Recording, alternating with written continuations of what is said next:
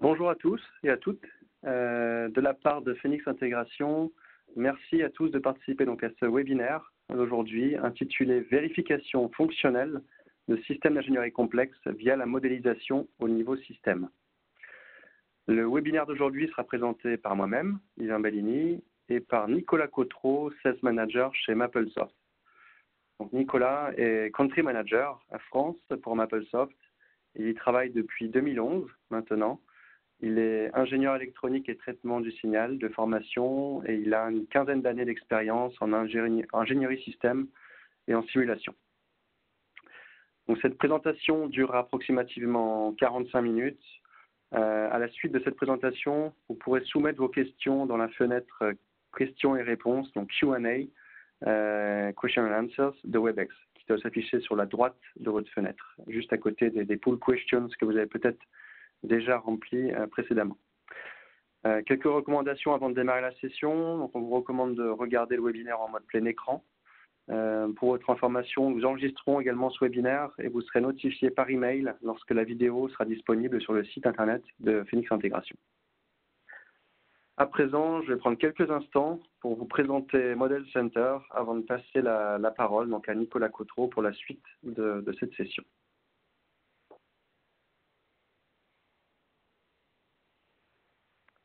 Alors, je suis sûr que beaucoup d'entre vous ont déjà eu l'occasion d'assister à un concert avec un orchestre symphonique et se sont demandé, entre autres choses, pourquoi le chef d'orchestre attirait autant d'attention.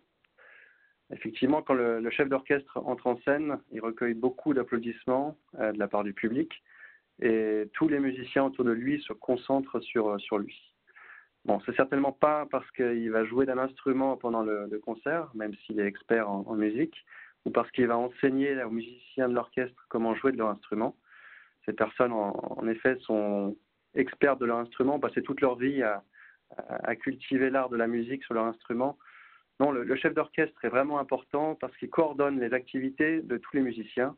Et un bon chef d'orchestre, effectivement, peut faire toute la différence, car non seulement il va choisir ce qui va être joué, mais il s'assure également que tout le monde joue avec la même interprétation, que tout le monde s'écoute et que tout le monde reste également coordonné dans l'ensemble. Donc, si vous aviez l'équivalent d'un chef d'orchestre pour votre organisation, c'est une belle question que je souhaiterais vous poser aujourd'hui et à laquelle on va essayer de répondre. Quelqu'un, en quelque sorte, qui pourrait coordonner les liens entre les différents logiciels utilisés par vos équipes et qui pourrait aider la synchronisation, mais également la collaboration entre les personnes concernées.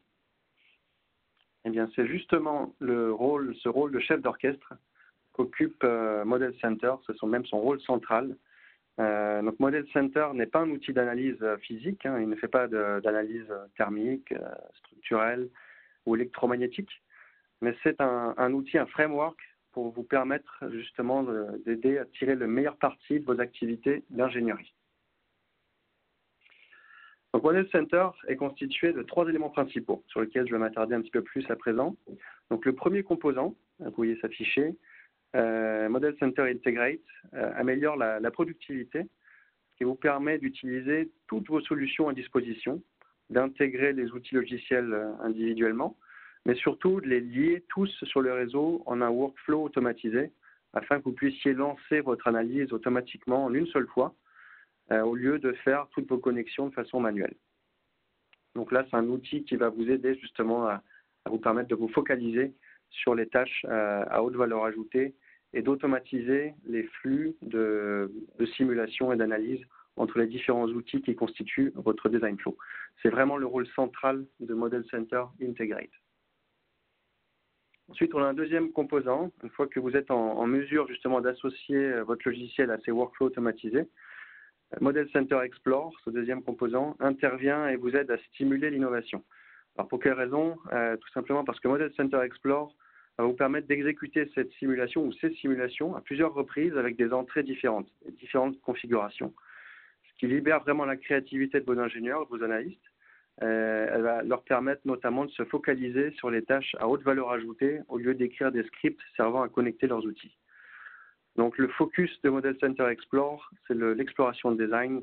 Ça inclut notamment des algorithmes qui vous permettent de parcourir l'espace de réponse et des outils dédiés à la visualisation et des outils avancés d'optimisation.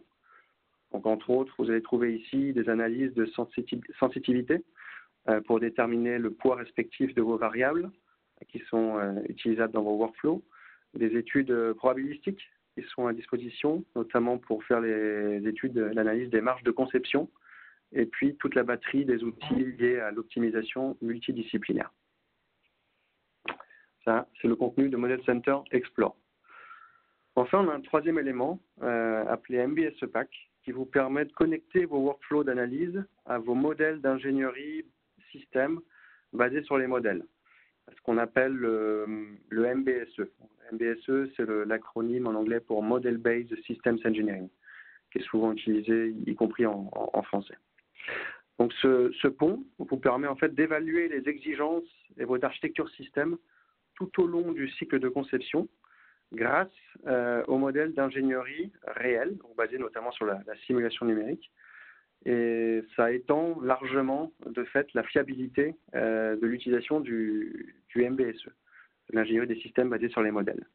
En fait, on a un pont bidirectionnel entre le domaine de l'architecture système d'un côté, des exigences, donc qui sont souvent utilisées au tout début du cycle en V de vos produits, donc, le pont entre ce domaine-là et le domaine de l'ingénierie, de l'analyse et de la simulation, pour justement permettre au domaine de l'architecture système d'être beaucoup plus fiable grâce aux données de simulation, grâce aux données d'optimisation. Donc nous venons de parcourir les principaux aspects de Model Center. Et en regardant la diapositive suivante, vous pouvez voir un exemple d'un grand nombre d'organisations, donc des sociétés, des centres de recherche, qui utilisent un ou plusieurs des aspects de Model Center qu'on a présentés précédemment. Donc on va retrouver ici des grands donneurs d'ordre du secteur aéronautique, du secteur spatial, de la défense, du secteur automotive et du secteur de l'énergie notamment. Donc sur les trois principaux continents, Amérique, Europe et Asie principalement. Donc aujourd'hui, j'ai le plaisir de vous présenter Nicolas Cotreau, à qui je vais à présent passer la parole pour la suite de cette session. Merci Ivan et bonjour à tous. Pour cette introduction, je vais poursuivre en rentrant dans les détails de la vérification fonctionnelle de systèmes d'ingénierie complexe en utilisant la modélisation au niveau système. Donc cette intervention en partenariat avec Phoenix Intégration suit un certain nombre de présentations et de démonstrations qu'on a pu faire en commun, tout simplement pour répondre aux attentes et aux besoins de nos clients respectifs. Pour répondre à une chose principale, c'est l'amélioration, la simplification du processus de développement dès lors qu'on traite de systèmes d'ingénierie complexe. Donc en parlant effectivement de ce processus de développement, si on le prend l'exemple du cycle en V classique, avec à gauche le concept du système que l'on doit réaliser et à droite le produit réalisé que l'on met sur le marché, et bien sur ce cycle de développement, effectivement il y aura un certain nombre de challenges à relever, en sachant que toute organisation souhaite réduire les coûts et accélérer la mise sur le marché des systèmes. En parlant de coûts, eh bien, dès lors que des modifications de design au cours du cycle de développement interviennent tardivement, eh bien, ce coût de modification va augmenter énormément. Donc, basiquement, plus j'attends pour modifier l'implémentation de mon système, plus ça va me coûter cher. Tout simplement pourquoi? Parce que ça va impliquer des redesigns, des redéfinitions, des échanges, des partages entre équipes. Ça va demander du temps et donc le coût associé sera important. Donc c'est pour cela qu'on voit de l'intérêt à travailler en partenariat et à mettre en synergie nos outils respectifs entre Microsoft et Phoenix Intégration pour répondre à ces challenges, en sachant que l'objectif, encore une fois, c'est de détecter au plus tôt des erreurs de conception que des ingénieurs analystes ont pu mettre au point, et donc de pouvoir détecter si cette implémentation correspond bien aux spécifications et exigences de départ, afin de limiter et d'éviter des coûts liés aux modifications qui arrivent tardivement. Et même dans un cas un peu idéal, de limiter autant que faire se peut des passages à des mises en service matérielles, à du prototypage physique, limiter au maximum cela. Et bien, nos solutions respectives vont permettre de s'affranchir de ces étapes coûteuses et longues. Donc si on rentre un peu plus dans les détails, Ivan a un petit peu parlé, dans les sites de développement, on va retrouver deux équipes principales, ou du moins deux groupes. Un premier groupe d'ingénieurs système qui manipulent et ont l'expertise du MBSE, de la modélisation au niveau système. Leur objectif, c'est de définir ce que doit faire le système. Donc pour cela, ils vont utiliser des outils propres dédiés à l'ingénierie système via le standard SysML notamment, et utiliser des outils tels que Rhapsody, Magic Draw, Cameo, etc. En utilisant ces outils, ils vont pouvoir définir la structure du système, ses spécifications, ses exigences, ses comportements, ses contraintes paramétriques au niveau, je dirais. En résultera des modèles d'architecture. C'est ce qu'on voit ici à gauche. C'est là où les premières étapes du cycle de développement d'un système. Je définis l'architecture et les spécifications de mon système. Donc là, vous l'aurez bien compris, ces équipes d'ingénieurs système sont experts sur des outils propres, labellisés, on va dire, MBSE.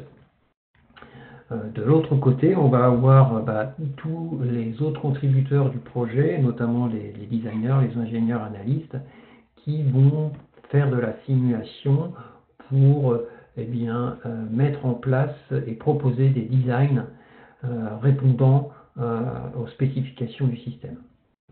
Donc c'est ce qu'on appelle des modèles analytiques. Et en l'occurrence, avec une de nos solutions MapleSim, ces ingénieurs vont pouvoir, sur un seul et même modèle, modéliser et simuler plusieurs domaines de la physique et donc avoir une vue globale en simulation du système complet, qui soit constitué d'une partie électronique, mécanique, thermique, hydraulique, magnétique et d'autres. Donc en une seule simulation, je vais avoir et je vais voir l'impact du domaine électrique sur le domaine mécanique, d'un actionneur sur un élément qui est en mouvement, etc. etc. L'intérêt, c'est quoi? C'est de prédire le comportement du système. Et donc ce modèle de simulation, ça correspond tout simplement au prototype virtuel de mon système que je veux mettre sur le marché. On parle aussi de jumeaux numériques ou encore de functional mock-up, qu'on pourrait traduire en français comme étant une maquette fonctionnelle. Donc cette maquette fonctionnelle ou modèle analytique, eh bien, on va l'utiliser pour faire des tests de conformité. C'est-à-dire, je lance une simulation et je vois si, suivant un critère donné, une configuration, une contrainte donnée, je réponds bien aux spécifications de départ. Mais faire ces tests de conformité, ça reste un challenge, dans le sens où l'objectif c'est de faire cela sous une forme très rigoureuse, organisée, planifiée, et c'est là qu'on voit tout l'intérêt effectivement de travailler avec Phoenix Intégration et de coupler entre guillemets nos deux solutions.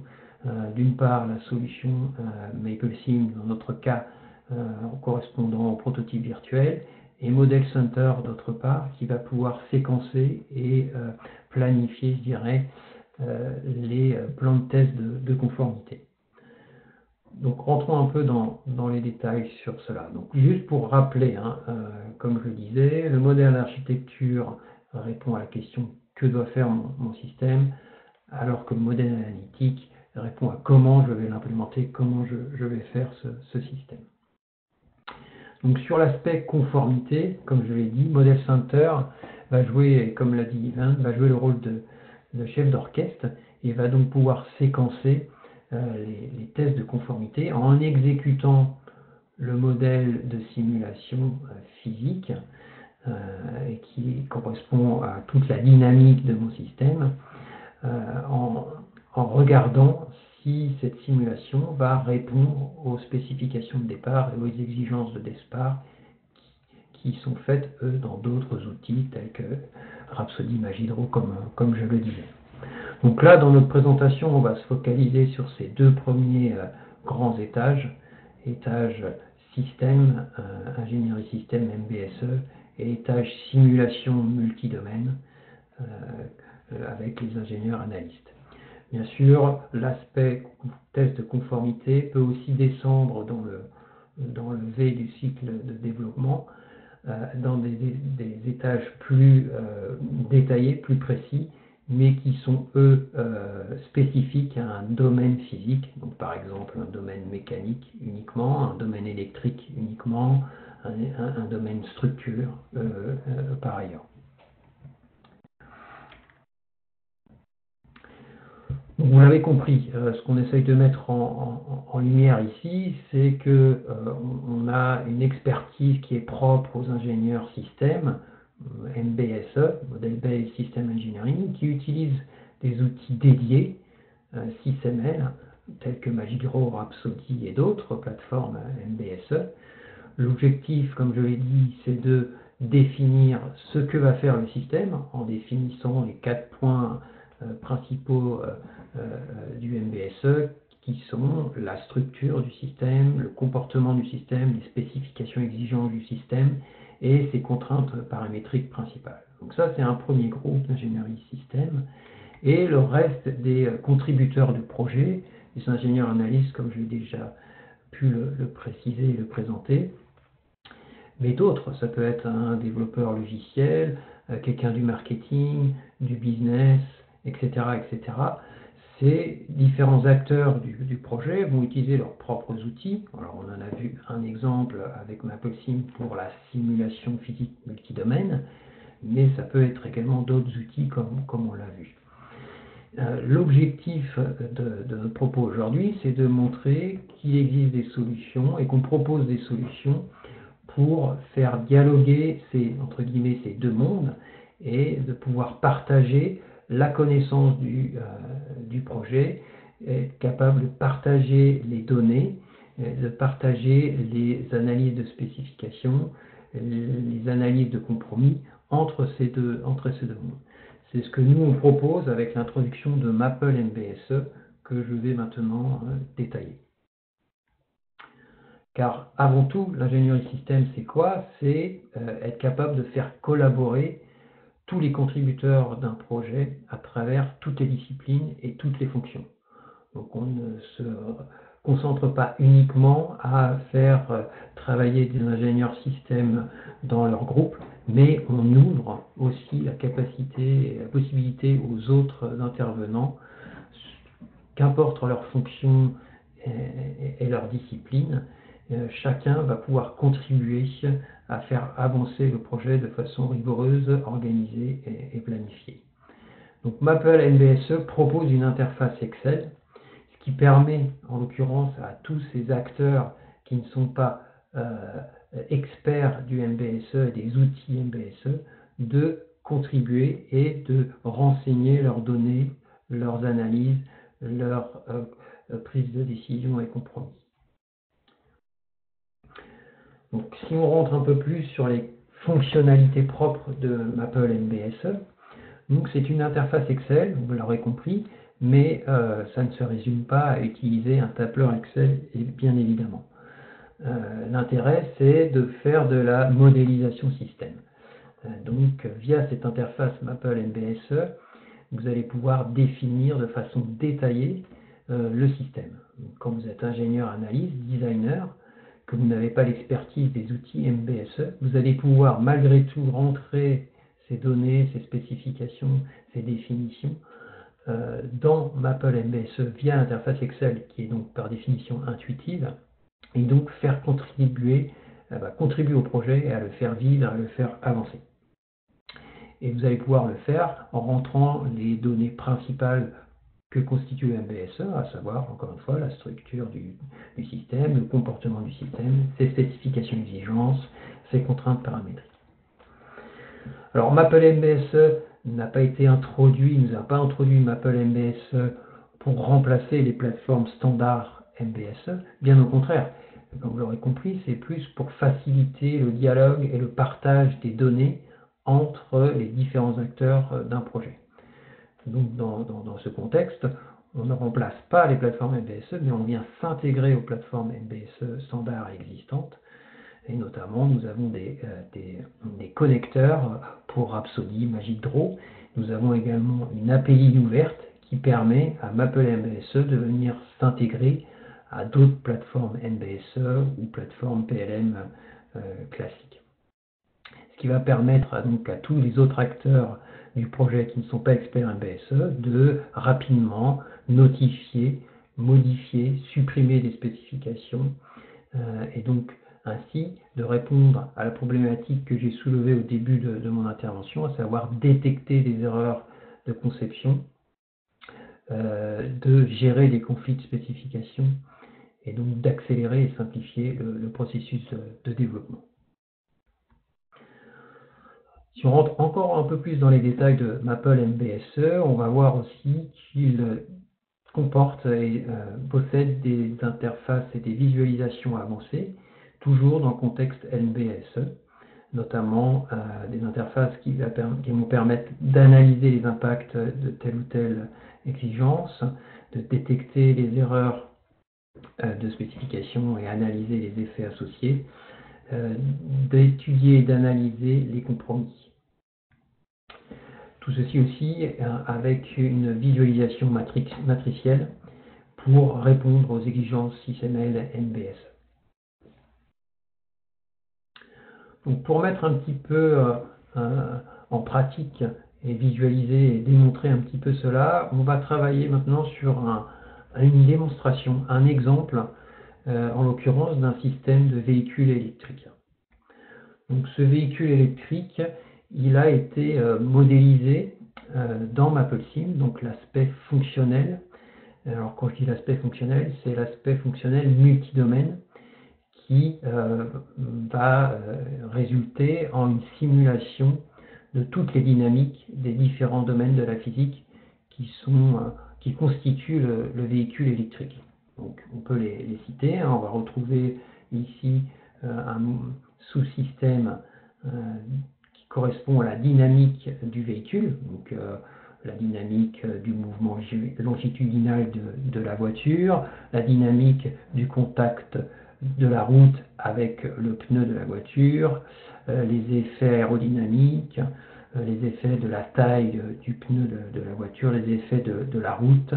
Donc ça constitue tout le modèle dynamique du véhicule. Donc c'est plutôt orienté mécanique du solide, etc.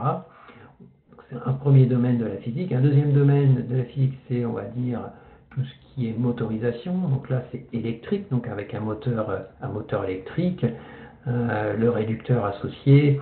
On va pouvoir être capable ici de manipuler des notions de couple, de force, etc.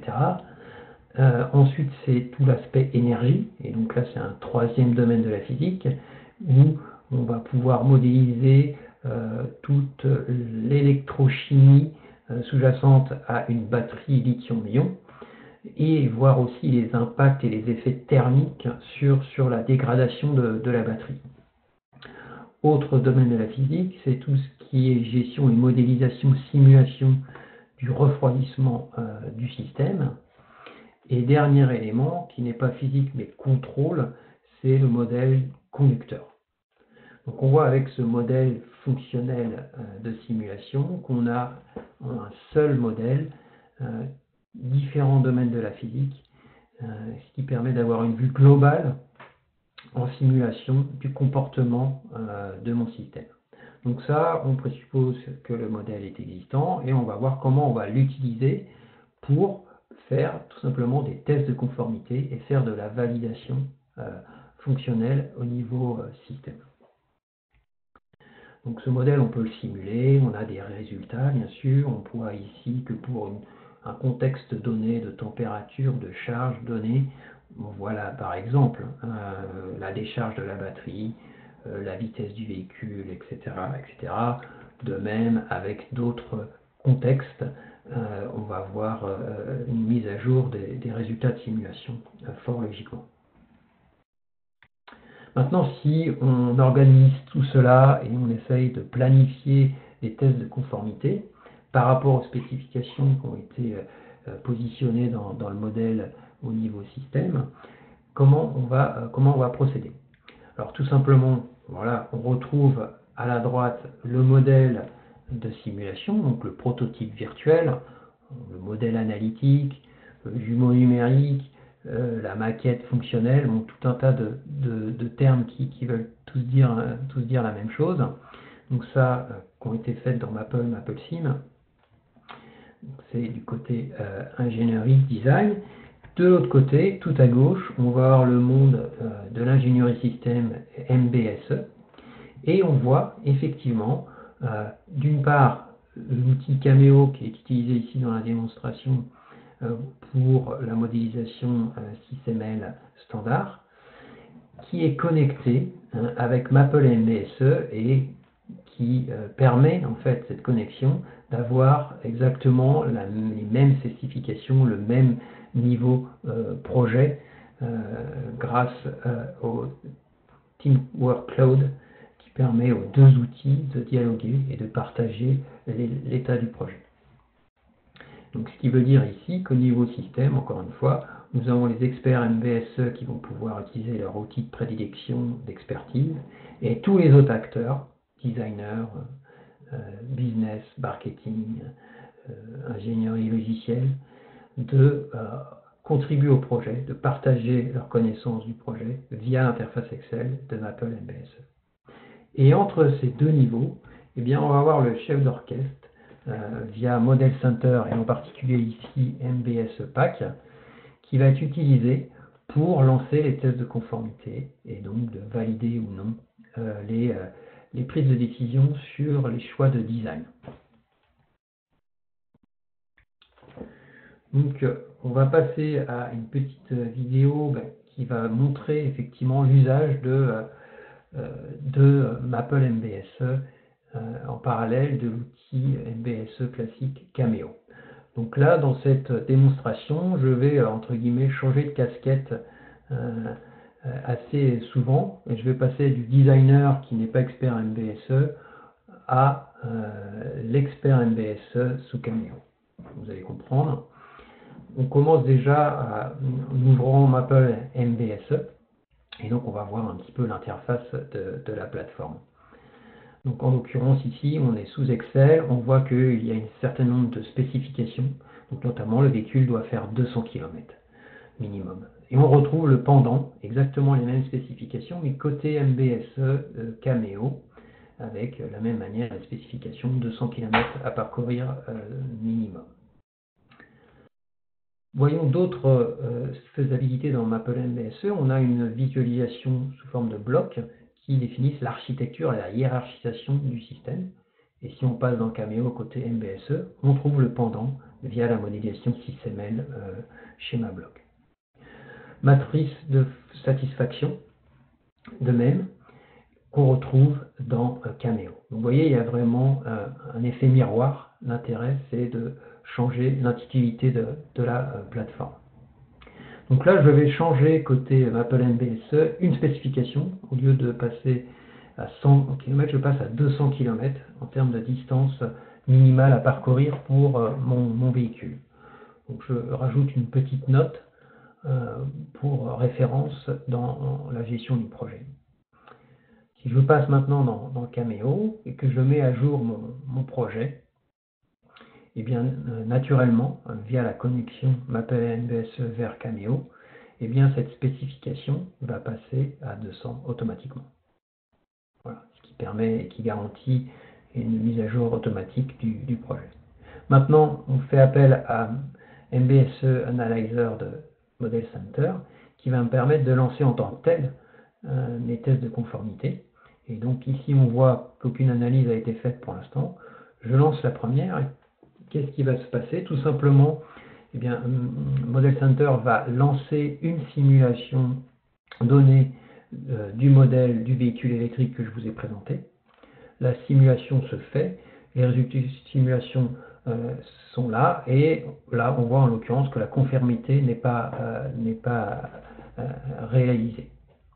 Donc je peux malgré tout enregistrer ces premiers résultats pour référence encore, pour l'historique du projet, et mettre ces données sur le cloud, sur le serveur pour stockage. Donc si on retourne dans Maple MBSE et que je mets à jour le projet, eh bien la non-conformité qu'on vient d'analyser va être mise à jour dans les blocs de satisfaction de Maple MBSE. Et donc on voit ici en l'occurrence que la distance de 200 km n'est pas atteinte. Donc ce qu'on va faire, c'est qu'on va changer une spécification, on va diminuer la masse du véhicule un petit peu. Donc on prend une décision, on prend un compromis, et je vais mettre à jour cela sur le projet. Donc je prends une petite note, je modifie la masse, je la diminue à une nouvelle valeur numérique. Repassons au côté ingénierie système. Je mets encore une fois à jour le projet, et donc cette modification que j'ai faite sous l'interface Excel sur la masse va être mise à jour sur le modèle MBSE. Et donc maintenant, je peux à nouveau lancer une nouvelle analyse, un nouveau test de conformité, en lançant une nouvelle simulation, mais avec ce nouveau jeu de données, notamment sur la spécification de la masse. La simulation se fait du véhicule, et là, la conformité est atteinte, ce qui me permet de valider mon design. Voilà sur ce petit exemple qui vous montre un petit peu. Alors ici, effectivement, on a jonglé entre Cameo et Maple MBSE, mais l'objectif était de vous montrer que pour un non-expert des outils SysML, eh bien, on peut très facilement et très rapidement contribuer au projet en utilisant cette interface Excel que l'on propose avec Maple MBSE. Donc, en résumé, quelques points que je voulais vous lister. Donc, d'une part, l'ingénierie système, donc avec le Model Based System Engineering, c'est une méthodologie qui va vous permettre de gérer la complexité des conceptions de vos systèmes d'ingénierie, qui va permettre de répondre aux challenges qui sont risques et coûts sur le cycle et le développement de vos systèmes. Maple MBSE va être un outil qui va venir compléter vos plateformes MBSE standard en fournissant une interface Excel, et donc qui va permettre aux non-experts de contribuer au projet, de partager la connaissance, de venir modifier, supprimer, éditer des données, des définitions sur le système. L'intérêt, c'est que Maple MBSE s'intègre aux plateformes et aux architectures SysML standard, et donc vous permet, on va dire, d'optimiser vos plateformes et vos outils PLM globaux.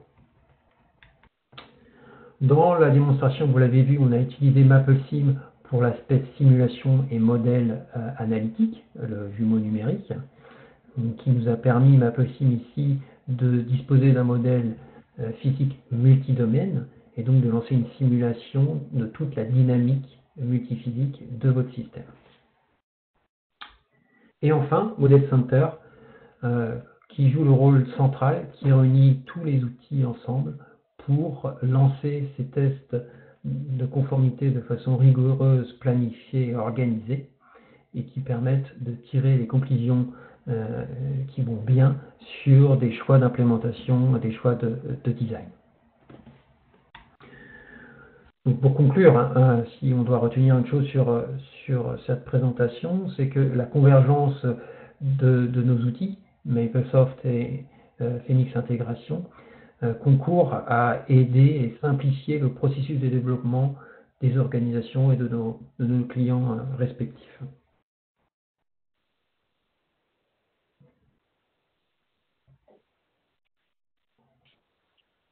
Merci Nicolas. Merci Nicolas pour cette présentation fort intéressante justement sur la façon dont nos outils, nos solutions se complètent pour faciliter la vérification fonctionnelle, la vérification de conformité des modèles et plus généralement l'adoption du MBSE. Ce que je vous propose maintenant, c'est de nous faire part de vos questions auxquelles on va tenter de répondre du coup en direct. Donc pour cela, vous avez une rubrique pour soumettre une question ou un commentaire d'ailleurs. Vous pouvez utiliser la fonction Q&A que vous voyez apparaître sur la droite de votre écran. Et si on ne peut pas répondre à une question en ligne pendant le temps de cette session, on s'assurera de faire un suivi donc, par courriel dans les prochains jours.